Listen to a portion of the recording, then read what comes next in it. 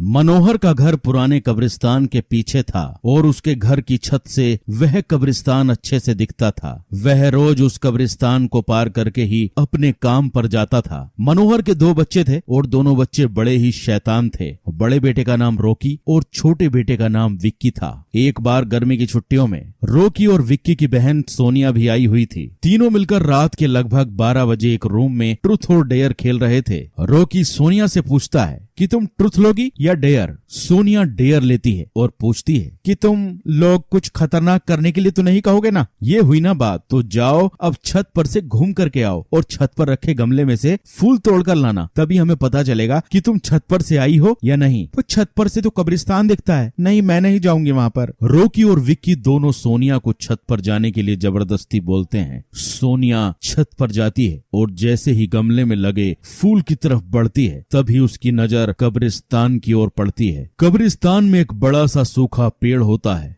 वह देखती है कि उस पेड़ पर एक सर कटी हुई उल्टी लाश लटक रही होती है। सोनिया उसे देखती है और जोर से चिल्लाती हुई बेहोश हो जाती है। फिर जब सोनिया बहुत देर तक छत पर से नहीं लौटती है तो रॉकी और विक्की दोनों डर जाते हैं। वह छत पर जाकर देखते हैं तो पाते हैं कि सोनिया बेहोश पड़ी है। वो तुरंत मनोहर को बुलाते हैं और सारी बात बताते हैं। तुम तीनों को ऐसा खेल खेलने की जरूरत क्या थी? और रॉकी, तुम तो जानते हो कि उस कब्रिस्तान के बारे में कैसी कैसी खबरें आती हैं, फिर भी तुमने सोनिया को रात में छत पर जाने के लिए क्यों भेजा? सॉरी डैड, मुझसे गलती हो गई। हम आगे से कभी ऐसा नहीं करेंगे और फिर कभी दोबारा ऐसा काम किया तो तुम दोनों को उस कब्रिस्तान में छोड़ाऊंगा। अच्छा सोनिया बेटी, ये बताओ तुमने वहाँ ऐसा क्या देख लिया कि तुम वहीं बेहोश हो गई? सोनिया सहमी हुई हालत में मनोहर को सारी बात बताती है कि उसने क्या देखा। मनोहर ने उस कब्रिस्तान के बारे में ऐसी खबरें पहले भी सुनी हुई थी, इसलिए वह सोनिया को डांटता नहीं है और बच्चों को संभल कर रहने की सलाह देता है। एक दिन मनोहर को काम से छुट्टी मिलने में देर हो जाती है और उस दिन उसे ऑटो भी नहीं मिलता है।